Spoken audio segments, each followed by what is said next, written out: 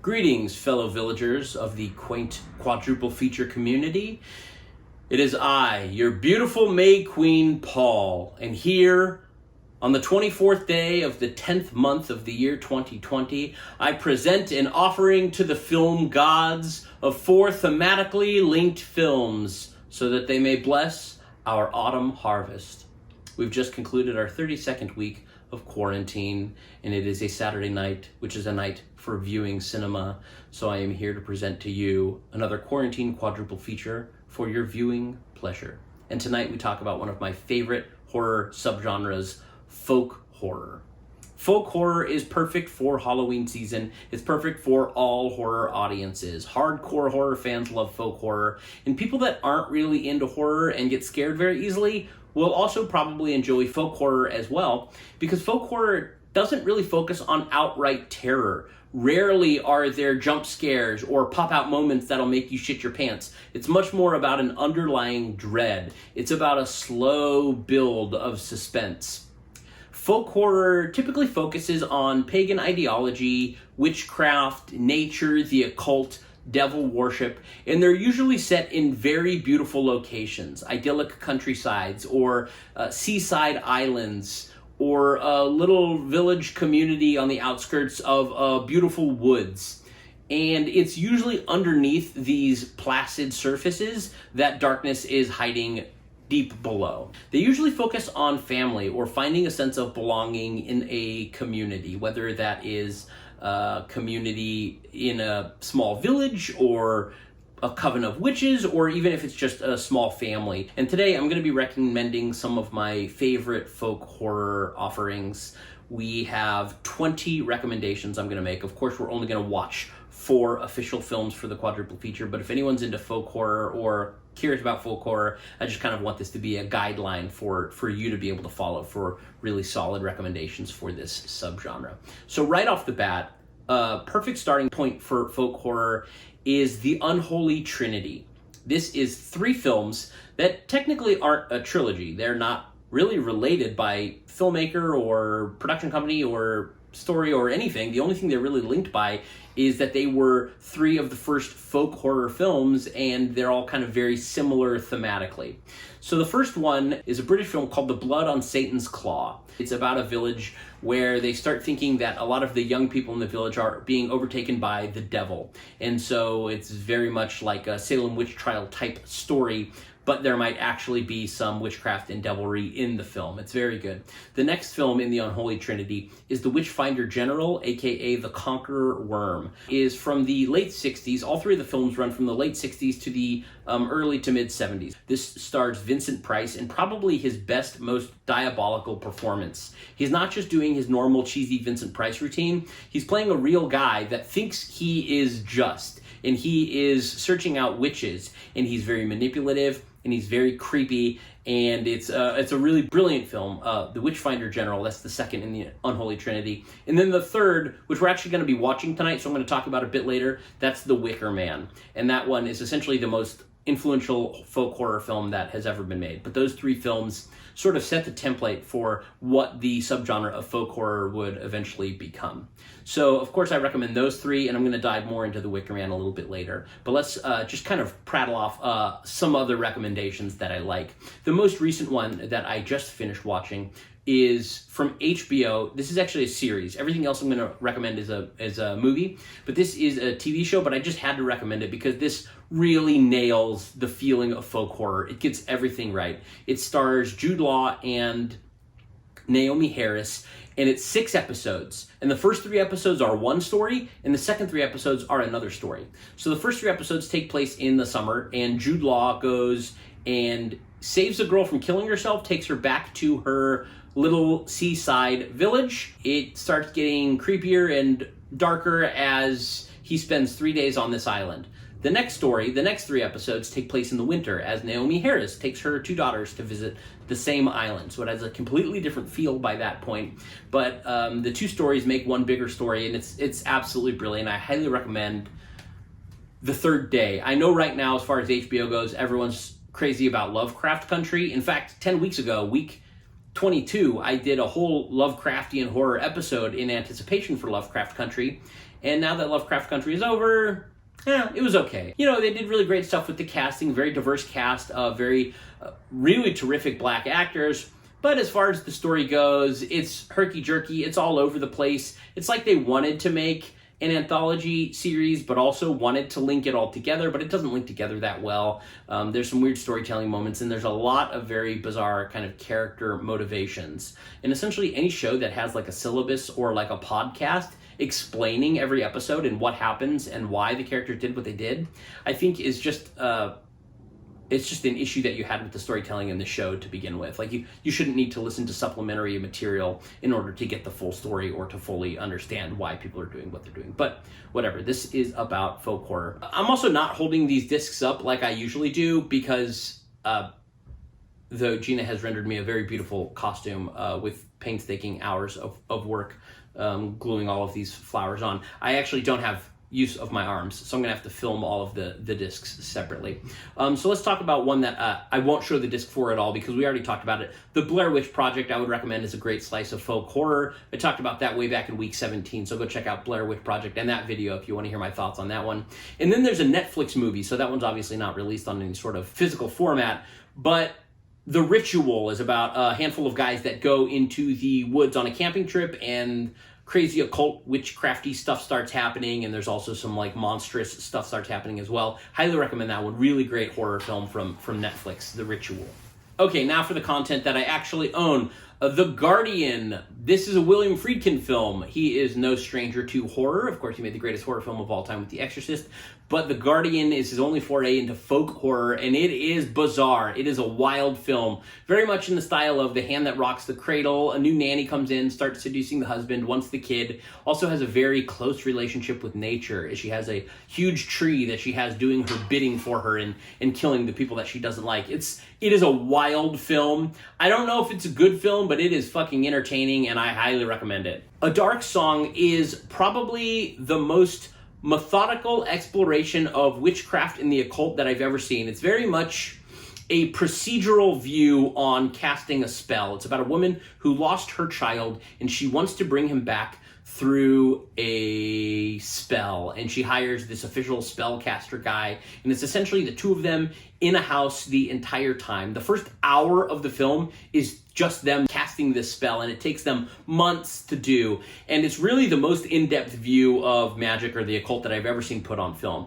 The last act, the last 30 minutes, sort of drops the ball as it tries to deliver on all the promises that the movie makes in the first hour. It can't really deliver on all of those things, but the first hour is absolutely brilliant, so I would definitely recommend A Dark Song. The Lords of Salem. This is a Rob Zombie film. It seemed like after Rob Zombie made Halloween 2, which wasn't really a Halloween film, it was kind of this bizarre artistic expression of slasher movies, it seems like he really wanted to dive deeper into the world of artistic horror, and he gave us a really great piece of folk horror with The Lords of Salem. It's about a woman who is a radio DJ, and she gets a very strange record in the mail, and she plays it on the radio, and it winds up hypnotizing many of the women in Salem. It also has a bunch of backstory with witches that were burned at the stake during the Salem witch trials. Valerie and Her Week of Wonders. This is a very artistic horror film about a young woman who just has her period and is kind of coming into her own sexuality. It's sort of a vampire story, sort of a coming of age story,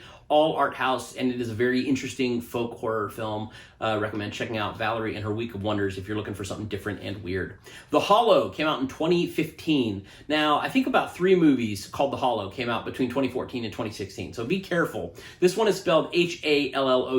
It's an Irish film about a husband and wife that live in a cute little cottage surrounded by these absolutely beautiful woods, but there is something sinister lurking in those woods, and the husband starts to change. It really delves into body horror as well as folk horror, but it's a really interesting one that I would recommend checking out.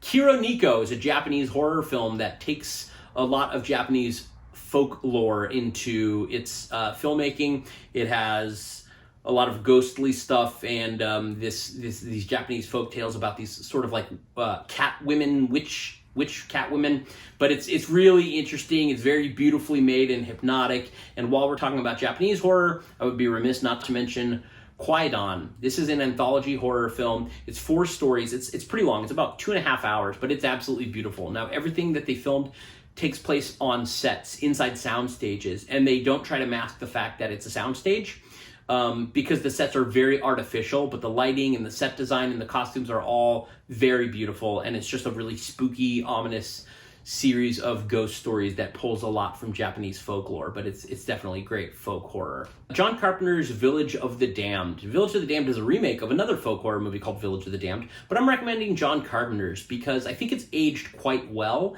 and I think that it tackles a lot of timely stuff, mainly the debate of women having say over their own bodies and men trying to control their bodies. It's about a village of people, and all of the women get pregnant at the exact same time, and they're all essentially forced to give birth to a village of the damned, all of these creepy blonde kids with bright eyes that can control your thoughts and make you kill yourself if they want to, which they do to a lot of people. So it's this very spooky kids movie, and I think it's a really interesting kind of modern take on the fight for women's rights. I think you can kind of pull a lot of that from the story. And I just love John Carpenter. I'm always going to recommend his stuff. I think he's one of my top 3 favorite filmmakers.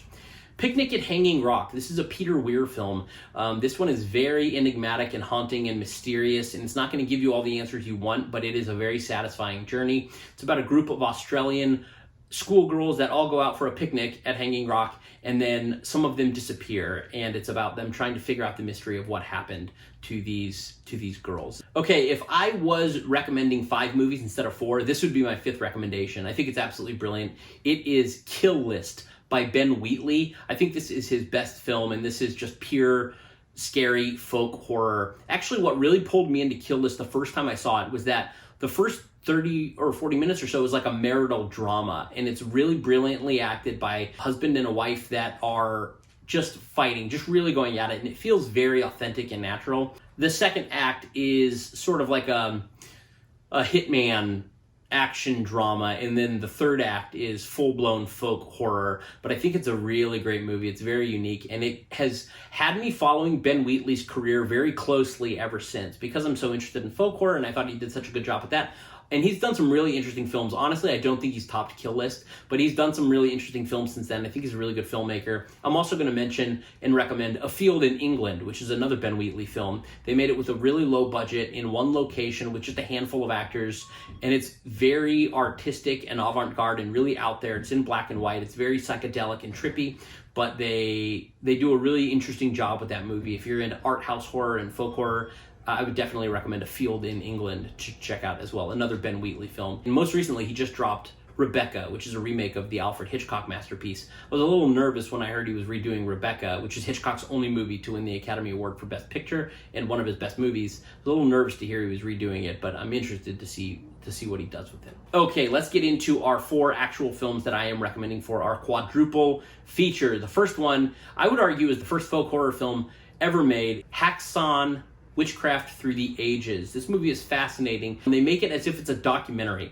So they're kind of presenting it as if they actually have footage of the devil, played by the director, and witchcraft, but it's basically like little vignettes of stories about witchcraft to teach people about, the horrors of witchcraft and the occult. And it's a fascinating horror movie from the early days of filmmaking. And that movie, I think, is a direct influence for our second movie. Now, the way that I've broken up the 4 movies we're watching is 2 classic folk horror films and 2 modern folk horror films that I think are brilliant. And each of the classic ones, I think, is a direct influence on the modern film. So Haxan clearly influenced The Witch. I don't think The Witch would even be here if it was not for Haxan. But The Witch is a really brilliant modern folk horror tale about a family that gets ostracized from their little village, and they have to go live in like a little hut in the woods. And they start thinking that witchcraft is going on. They think that they've been cursed by a witch, and they start accusing family members of this witchcraft. So for a long time, you don't know if there's actual witches in the movie or not, or if it's just a tale of paranoia. But they do a really excellent job of taking the story to a very satisfying place. And it's also just very time period accurate, it feels. Even though it was a low budget movie, they did a really excellent job of making it feel very authentic. And this is the film that I think really blew up A24 into the powerhouse indie film company that it is now. I think A24 and The Witch are really responsible for this new glut of, finger quotes, elevated horror films, or the classier horror films that are more respected to like. I like all horror films, though. Okay, movie number 3. We talked about this one a little bit already, but I think it's the most influential folk horror film ever made, from the 70s, Robin Hardy's The Wicker Man. This is about a police officer who goes to a little island to track down a missing girl. And they remade it with Nicolas Cage, and that one's a lot of fun and crazy, but I'm not recommending that one. I'm recommending the original. And Christopher Lee, in a brilliant turn as the sort of ruler of this island, leads him around and shows him what's going on the island, and that nothing evil is happening here. It's a very friendly place. The Wicker Man is great because it's almost like not even a horror film. It's almost like a musical. There are several musical numbers punctuating the film. Every 10 or 15 minutes, there's another number, and the music is really great, kind of like folky type music, and it's really wonderful. It's a very unique viewing experience. It's not like anything that you'll ever see. And I think The Wicker Man was a direct influence on our 4th movie, and the last movie that I'm going to be talking about today, which is, of course, as you guessed by the outfit, Ari Aster's modern masterpiece, Midsommar. Right after the success of his brilliant horror film Hereditary, Ari Aster whipped out a grand piece of folk horror. I mean, he takes all of the elements of folk horror and he does it right. Clearly, he was influenced by The Wicker Man, but there's a lot of other influences in there as well, and that in turn is going to influence a lot of future filmmakers. So Midsommar is about a group of college students who travels to this little Swedish village for like a festival that they're having, and of course a lot more horror is lurking underneath the pleasant facade.